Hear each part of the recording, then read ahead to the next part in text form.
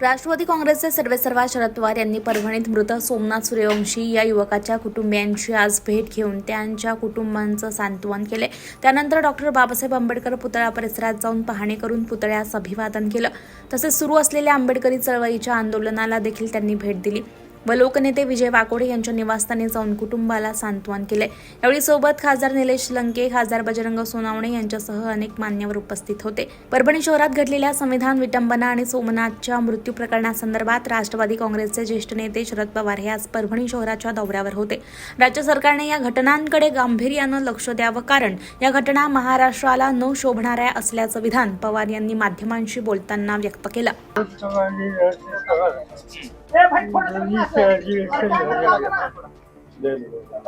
महाराष्ट्राच्या विधानसभेची अधिवेशन सध्या सुरू आहे।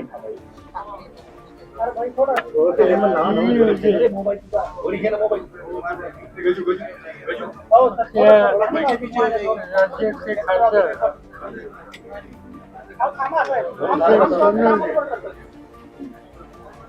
आणि त्यांच्या अन्य सरकारी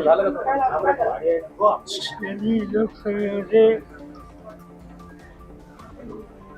जिल्ह्यामध्ये आणि परभणी जिल्ह्यामध्ये जे काही प्रकार झाले त्या संदर्भातील भूमिका मांडलेली होती। जी भूमिका मांडत असताना विशेषतः वीरमध्ये एका सरपंचाची हत्या झाली आणि जे एक वातावरण आहे त्या वातावरणासंबंधी खासदार सोनवणे यांनी लोकसभेचं लक्ष केंद्रित केलं। सहा वेळा हे अस्वस्थ होतं आणि ही सगळी माहिती कळल्याच्या नंतर मी ठरवलं की अधिवेशन संपल्याच्या नंतर तातडीनं जिल्ह्यात जावं, परभणी जिल्ह्यात जावं। त्या हेतूनच आम्ही लोकांनी आता हा दौरा आयोजित केलेला आहे। जी काही माहिती मिळाली विशेषतः वीजची, तर त्या ठिकाणी एकेकाळी हा जिल्हा वारकरी विचाराच्या लोकांचा पुरस्कार करणारा जिल्हा होता, पण ज्या प्रकारची गुंडगिरी, एकमेकांचे हल्ले हे जे चित्र त्या ठिकाणी ऐकायला मिळालं ते अत्यंत पीडादायक होतं। आणि ही अवस्था अशीच जर राहिली ती महाराष्ट्राच्या ऐक्याच्या दृष्टीने अत्यंत घातक आहे। आणि म्हणून आम्ही लोकांनी वीजला जाऊन ज्याची हत्या झाली त्याच्या कुटुंबाची माहिती घेतली, स्थानिक वडिलांची माहिती घेतली, नागरिकांच्याकडनं माहिती घेतली। दुर्दैवानं त्या ठिकाणी एक दहशतीचं वातावरण आहे आणि लोकांचा आग्रह आहे की याच्याबाबत जो सूत्रधार आहे त्याचा शोध घेतला पाहिजे आणि त्याची कठोर कारवाई ही करून त्याला आवर घातला पाहिजे। ही जनतेची मागणी त्या ठिकाणची। परत गेल्याच्या नंतर राज्य सरकारच्या कानावर वीजच्या जनतेची भावना आहे की आम्ही लोक मांडू, हे जसं चित्र होतं तसं चित्र परभणीमध्ये सुद्धा होतं।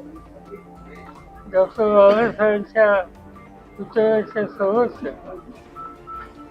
संविधानाच्या संदर्भात जे काही झालं त्याची प्रतिक्रिया ती होणं साहजिकच आहे। ती झाल्याच्या नंतर ज्यांचा या सगळ्या प्रकाराशी संबंध नाही असं प्राथमिक माहिती दिसतं अशाच तरुणाला पकडून ज्या पद्धतीची वर्तणूक पोलीस खात्याने त्याला दिली आणि शेवटी त्याला मृत्यूला सामोरं जावं लागलं, त्यामुळं साहजिकच लोकांच्यामध्ये अत्यंत अस्वस्थता आहे आणि हे चित्र फैलवलेला सुद्धा फायदा मिळाला. हे जे घडतं महाराष्ट्रामध्ये हे महाराष्ट्राला सोडणारं नाही. राज्यकर्त्यांनी सत्तेचा वापर शहाणपणानं समंजसपणानं करण्याची आवश्यकता आहे हे दिसतंय.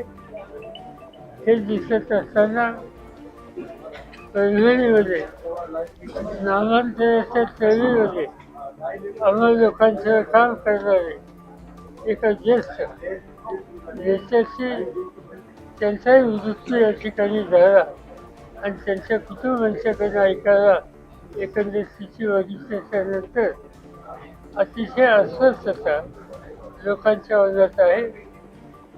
आता आत्ताच्या आत्ता आम्ही काही करू शकत नाही, पण राज्य सरकारची वेळ घेऊन इथे परभणी असो वीर असो इथली सगळी माहिती त्यांच्या कानावर घालणं आणि जे कोणी जबाबदार असतील त्याबद्दल कठोर अशी पावलं त्यांनी लवकर टाकावी या प्रकारचा आग्रह धरणं हे काम मी आणि आमच्या बाकीच्या खासदारांच्याकडून केलं जाईल एवढंच सांगू इच्छितो.